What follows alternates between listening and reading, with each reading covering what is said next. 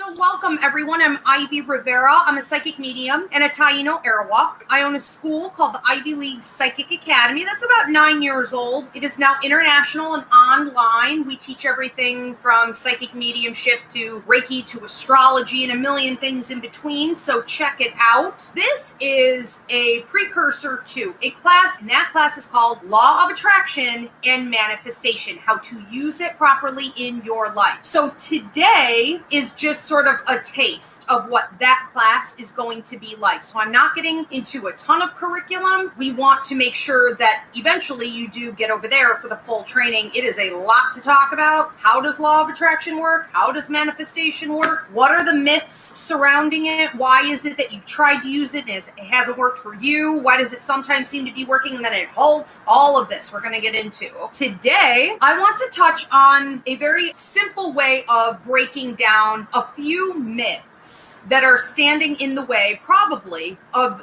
your concepts of using law of attraction and manifestation in your daily life. And we are going to be taking questions, okay? So this is a free mini class with Q&A, so feel free to start posting those. Paul, feel free to jump in. How are you today, Paul? I'm great, thanks. How are you? I'm good. Feel free to jump in if it fits in with, what we're talking about, and any other questions will be saved for the end. I do want to invite, I think we have about 20 free mini classes up. If you guys would like to make a donation back to the Ivy League Psychic Academy, it is greatly appreciated.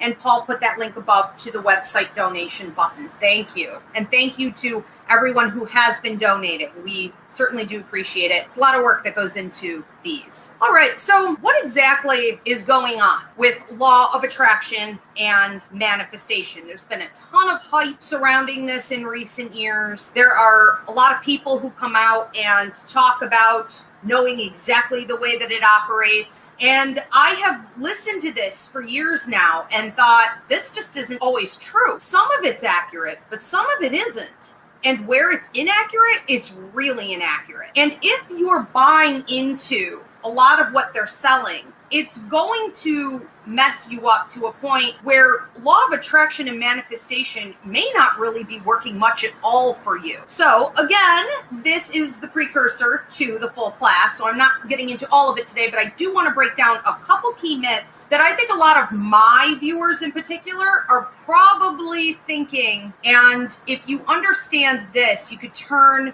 your situation around.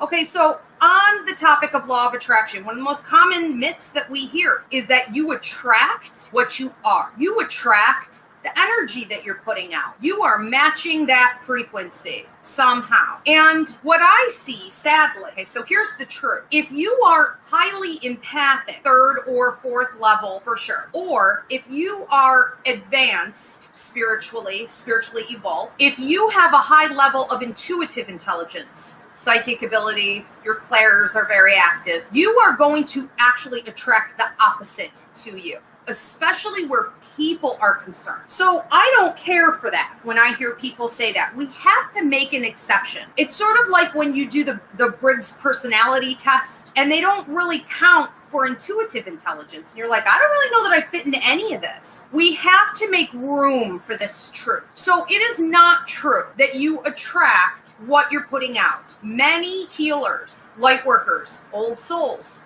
intuitives, sensitives, empaths, shamans actually attract very low level energy back to them. Good as they are, as much positivity as they put out. And it can be a vicious cycle that's hard to get rid of because we are blaming the victim. The reality is you are quite possibly putting out healing energy, a high vibration, and anyone who is needy, wounded, a vampire, greedy, they're going to come to feed off of your energy. We talk at our empathic awareness training all the time about recent research that shows that empaths, especially on the third and the fourth level, are the most likely group to attract narcissists and sociopaths. So this just doesn't match. You have this tremendous healing ability. Why would you keep taking punches and kicks to the gut? This is why. Okay, so don't believe that about the law of attraction. It does not always work that way. We have another one here I want to cover, a myth on law of attraction. You're not getting what you deserve because it's not time yet. You're doing everything you're supposed to do.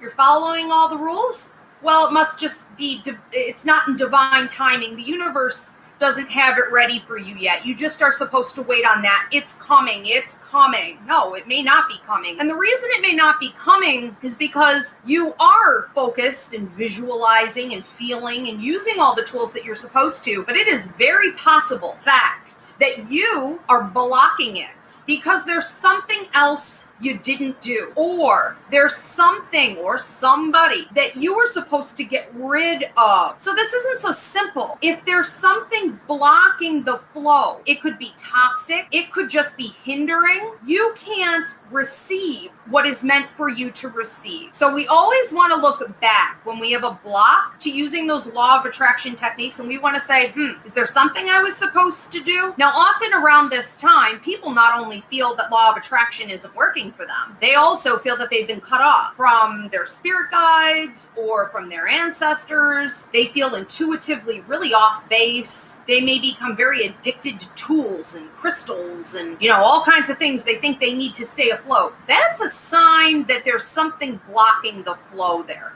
It should be easier than that. Okay, we're going to move on to manifestation. So here's a myth. If you can dream it, you can have it, or you can achieve it. And when they're talking about dreaming it, they're usually talking about being able to visualize it in your mind's eye and being able to use that for a period of time, typically 15 to 30 seconds or more. And not only visualizing it, but also feeling it in your body, feeling it in your emotions, experiencing it as though you're really there. What would this great accomplishment be like? Okay, well, just because you could do that doesn't mean you can have it. So the truth is that if it's outside of your life contract, you're never going to get it. What we really should be focused on is what is our calling. We should really be focused on what we signed on to do with our life contract before we came to Earth. What is really within our path. Now, if you are manifesting properly, which we're going to get to in the full class, you should be able to achieve anything that is within your life contract or on your path. And it is true that often what we desire because we already signed on to it. We are driven toward the things that we agreed to come to Earth to do. So that's true. But a lot of people out there don't. A lot of people out there just want money, they want fame, they want a certain lover. You want to achieve something that is not within the bounds of what you signed on to do. I can assure you it's never going to happen. To some low-level degree, you may have breakthroughs from time to time, but you really need to be working, more importantly, within the path that you signed on for. So what we really want to do is let go of the things that we want from a greedy place. We want to always ask, why is it that I want this thing? And if you're finding that your answer to that is low-level, it's a low-level answer, it's low-level energy, because you're materialistic, or you have lust for this person, or society and your parents have told you that you're supposed to want those kids and a marriage in that house. If that's really your answer, you may as well give up and dig deeper and find out what it is that you authentically have passion for in this life. Then your manifestation will become very, very easy. So we have another myth. If you visualize hard enough or often enough, you will attract that person or that situation to you. And it becomes almost like a competition between you and the time clock, and a test of endurance. How long can you visualize this? How often can you think on it? How can you push out other thoughts and just focus right there and not allow for anything else in? That is not necessarily going to work. It shouldn't be that hard if you are within your life contract and the realm of possibilities for it being for you. This can actually work against you. So we don't want to overthink. We don't want to hold on too tight. We don't want to over visualize, because the truth is that if what you want belongs to someone else and you cannot have it, or if you have not earned it karmically, or if you are overthinking it so much that you have created a needy attachment to it, you're actually pushing it away. It is either not yours or you can't have it when you're grasping like that. I use the example with my students When I talk about clients, I always say, we have some people that come in and genuinely want a reading. They desperately even want to talk to a deceased loved one, or they are almost in dire need to hear about a specific area of their life, their money, their love life, their health. But when they come in for the reading, it's a blocked energy. That information is not at all what's coming through for them. Why does that happen? Because of the neediness, because of the clinging. That creates a block in any area of your life. Think of the kid back at school who always wanted to have friends, but was kind of a nerd, right? So they tried super hard and they just became more annoying and they got pushed away even further.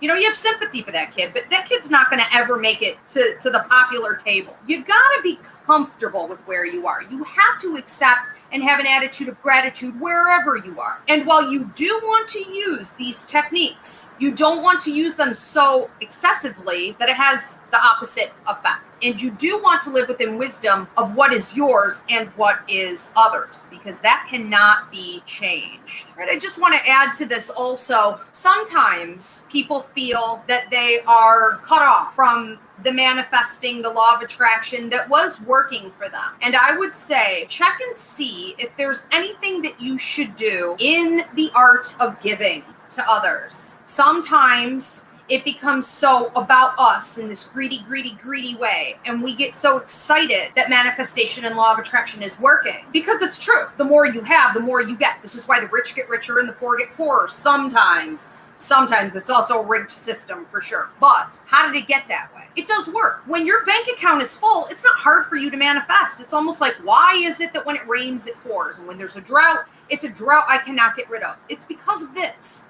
Okay, there is a law to this. But sometimes it halts, and you don't know why it halted. It could be that you are reaching that point of greed. It could be that you need to start giving out to others. The universe is always going to hold you accountable. God is always going to hold you accountable. Miracles do exist. And we want to remember that even with the law being in place, there is divine intervention. So I use the example of people who like to come to all these classes and come to all these shows, and then they message me and, you know, they try to cheat me in some way, or they're rude to Paul and they say, well, I attend all your shows. I said, oh, gee, wow, you've been getting stuff for free this whole time? Wow, I'm so grateful to you. Gee, thank you for that. Thank you for coming here to mooch, you know, and be disrespectful. It's outrageous the way a lot of people think.